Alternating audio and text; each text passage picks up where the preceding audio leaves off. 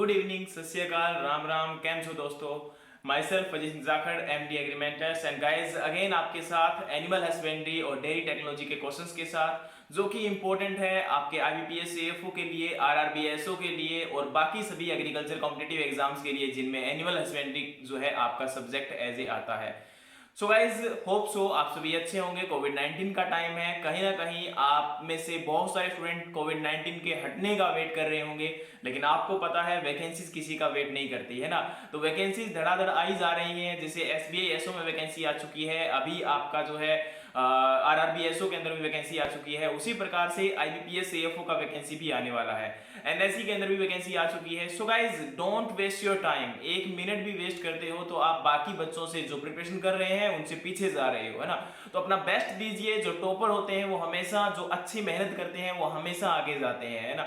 सो कहीं ना कहीं अपना जो डिमोरलाइज मत हुए, अगर जो स्टूडेंट पीछे अगर रह चुके हैं तो वो भी अपना डिमोरलाइज मत हुए, है ना कहीं जिनका प्री क्लियर नहीं है या फिर जिनको प्री में प्रॉब्लम है वो अपना फोकस कीजिए, डेली टू डेली टारगेट अपना बनाइए और उसी के अकॉर्डिंग प्रिपरेशन करते रहिए। और साथ में गाइज आपको पहले ही पता है और बहुत सारे बच्चे जानते भी हैं लेकिन कुछ को पता नहीं होगा, डेली टेस्ट सीरीज को जरूर कंडक्ट करें। जितने आप टेस्ट दोगे उतने बेहतरीन बनते जाओगे, है ना।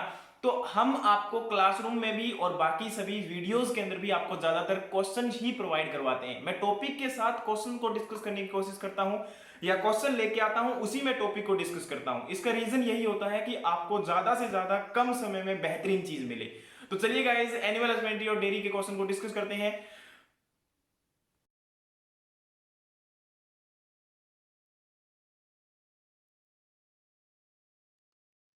सो गाइज आपका पहला क्वेश्चन है gestation period of ship is.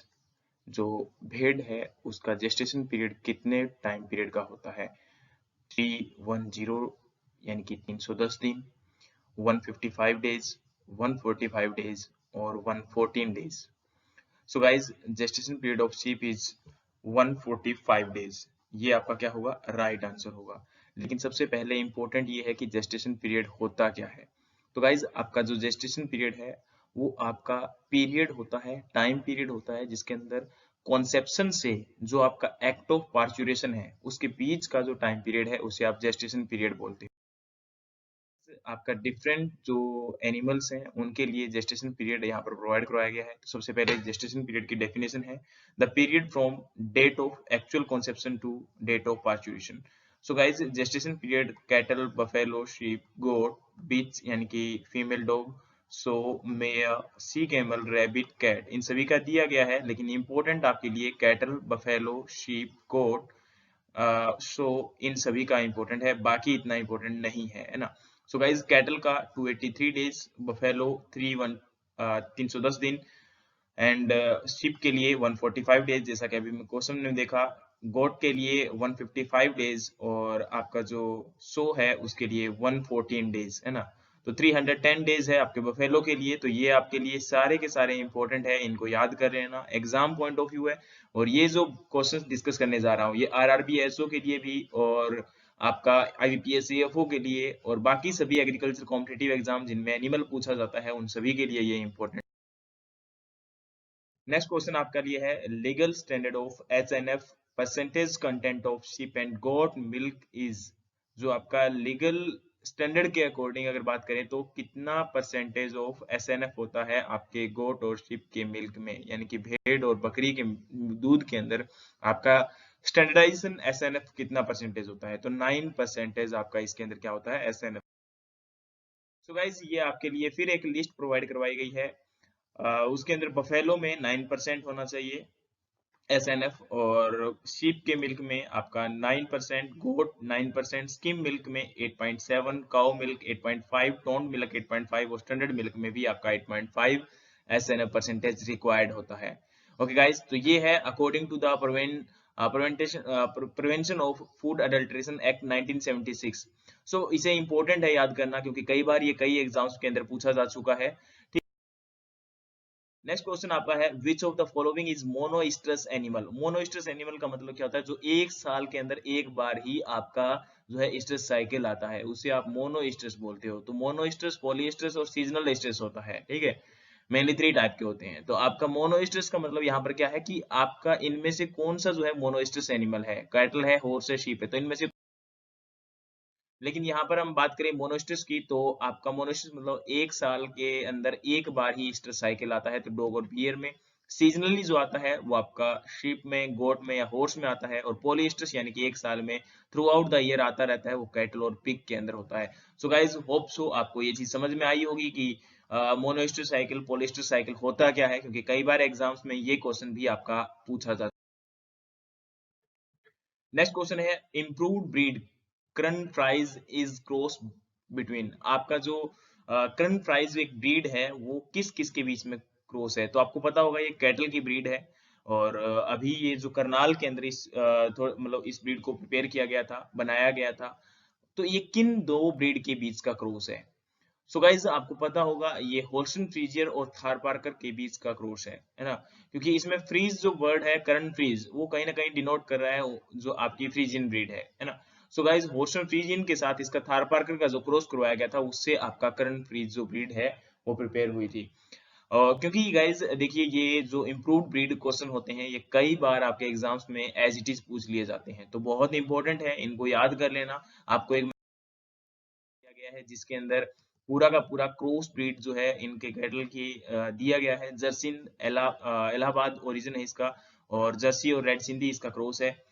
अगर फ्रीजवॉल की बात करें तो ये मेरठ के अंदर, और होस्टन फ्रीजियन और साहिवाल का क्रॉस है। और जर्थर की बात करूं तो बैंगलोर है आपका, और ये जर्सी और थार पार्कर का क्रॉस है। करन स्विस जो है एनडीआरआई करनाल के अंदर, ब्राउन स्विस और साहिवाल का क्रॉस है। करन फ्रीज जो है एनडीआरआई करनाल अगेन, होस्टन फ्रीजियन और थार पार्कर का क्रॉस है। सोनंदनी जो है वो मुनार यानी कि केरला के अंदर, और ब्राउन स्विस और नॉन डिस्क्रिप्ट जो कैटल है उसका दोनों का क्रॉस है। जेमिका होप जो है वो जमाइका के अंदर जो है इसका ओरिजिन है, और 80% जर्सी, 15% साइफाल और 5% जो है होस्टन फ्रीजियन का इसमें क्रॉस है। टेलर जो है वो पटना के अंदर, और शॉर्ट हॉर्नबुल और नेटिव काव है ना, इन दोनों के बीच का क्रॉस था। सो गाइस ये इंपॉर्टेंट है आपके एग्जाम पॉइंट ऑफ व्यू, बहुत बार इनको भी पूछ लिया जाता है। सो इनको अच्छे से प्रिपेयर। नेक्स्ट है the period from actual conception to date of parturition is termed as. जो आपका एक्चुअल कॉन्सेप्शन से लेके जो आपका पार्चुएशन होता है उन दोनों के बीच का टाइम पीरियड क्या होता है? तो गाइस सबसे पहला क्वेश्चन ये जेस्टेशन पीरियड के रिगार्डिंग था। तो मैंने बताया था कि जेस्टेशन पीरियड क्या होता है, जो आपका एक्चुअल कॉन्सेप्शन और डेट ऑफ पार्चुएशन है इन दोनों के बीच का जो टाइम पीरियड है उसे जेस्टेशन पीरियड बोलते हैं। तो ये आपका क्या है, जेस्टेशन। नेक्स्ट क्वेश्चन, नेक्स्ट आपका जो है इंटरमिनोलॉजी को डिस्क्राइब किया है कि सर्विस क्या होता है। तो सर्विस जो है वो क्या है, आपका जो मैटिंग है मेल और फीमेल के बीच में उसे सर्विस बोलते हैं। लैक्टेशन पीरियड क्या होता है, आपका जो टाइम पीरियड ऑफ मिल्क जब प्रोड्यूस करता है उसे लैक्टेशन पीरियड बोलते हैं। ड्राई पीरियड जब मिल्क नहीं देता है एनिमल, तो आपका प्रोड्यूस नहीं करेगा मिल्क, उस टाइम उसे ड्राई पीरियड बोलते हैं। जेस्टेशन पीरियड मैंने आपको बता दिया, period of day, period from date of actual conception to date of parturition, यानी कि कॉन्सेप्शन और पार्चुरेशन के बीच की जो डेट होती है, जो टाइम पीरियड होता है उसे आप जेस्टेशन पीरियड बोलते हो। और पार्चुरेशन क्या होता है, जो आपका बर्थ जो प्रोवाइड करता है या बर्थ जो जन्म देते हैं उस टाइम जो एक्ट है वो पार्चुरेशन कहलाता है। ओके गाइज, नेक्स्ट है casein form how much percentage of total milk protein in cow milk. तो आपका कैसीन जो है टोटल मिल्क का जो टोटल प्रोटीन है मिल्क का, उसका कितना परसेंटेज है? 55 टू 60%, 70 टू 77%, 30 टू 35% और 80 टू 83%। सो गाइज ये आपका 80 टू 83% टोटल प्रोटीन का कैसीन प्रेजेंट होता है काउ मिल्क में। सो गाइज इसका राइट आंसर है।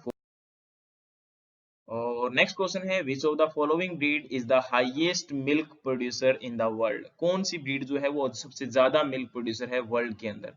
तो Jersey, Red Sindhi, Holstein Friesian, Red Dane. तो गाइज ये आपका AF 2015 के अंदर इस क्वेश्चन को पूछा गया था, और होस्टन फ्रीजियन जो है इस ब्रीड का इसका आंसर है इस क्वेश्चन का। तो बहुत इंपॉर्टेंट है, कई बार एग्जाम्स में ऐसे क्वेश्चन भी आते हैं, तो इनको भी आपको। नेक्स्ट क्वेश्चन है आपका which system of mating is used improvement of non descript animal. Non descript animal को इम्प्रूव करने के लिए कौन सा सिस्टम यूज करते हो? Grading up, criss crossing, cross breeding या टेस्ट क्रॉस। सो गाइज आपको अच्छे से पता होगा कि जो नॉन डिस्क्रिप्ट एनिमल होते हैं उनको इम्प्रूव करने के लिए हम ग्रेडिंग अप मेथड को यूज करते हैं, है ना। तो ये इंपॉर्टेंट मेथड है, तो आपके एग्जाम्स में ये भी क्वेश्चन पूछा जाता है। डिस्क्राइब कर रहे हैं। ग्रेडिंग अप क्या होता है, मैंने बता दिया कि प्योर बुल को यूज करके जब आप नॉन डिस्क्रिप्ट फीमेल को इंप्रूव करने की कोशिश करते हो तो उसे आप क्या बोलते हो, ग्रेडिंग अप। क्रिस क्रॉसिंग या रोटेशनल क्रॉसिंग, जब आपकी तीन इंप्रूव्ड ब्रीड के बीच के आपस में जो रोटेशनल क्रॉस करवाया जाता है उसे आप क्या बोलते हो, क्रिस क्रॉसिंग या रोटेशनल क्रॉसिंग बोलते हो। नेक्स्ट है क्रॉस ब्रीडिंग, जब आप दो एस्टेब्लिश जो वेल ब्रीड होती हैं, जो वेल मेंटेन ब्रीड होती हैं, उन दोनों के बीच का जो क्रॉस करवाया जाता है उसे आप क्रॉस ब्रीडिंग बोलते हो। सो गाइस होप सो ये सारे के सारे क्वेश्चन आपको समझ में आए होंगे, इन टर्मिनोलॉजी को भी समझ में आया होगा। इनका पीडीएफ आपको जो है डिस्क्रिप्शन लिंक में मिल जाएगा, अगर कहीं भी कोई डाउट है तो आप क्वेश्चन पूछ सकते हैं। Okay guys, thank you so much, मिलते हैं नेक्स्ट वीडियो में नेक्स्ट क्वेश्चंस के साथ। और अभी हम एक नया बैच स्टार्ट करने जा रहे हैं, so guys ready for that. Okay guys, thank you so much.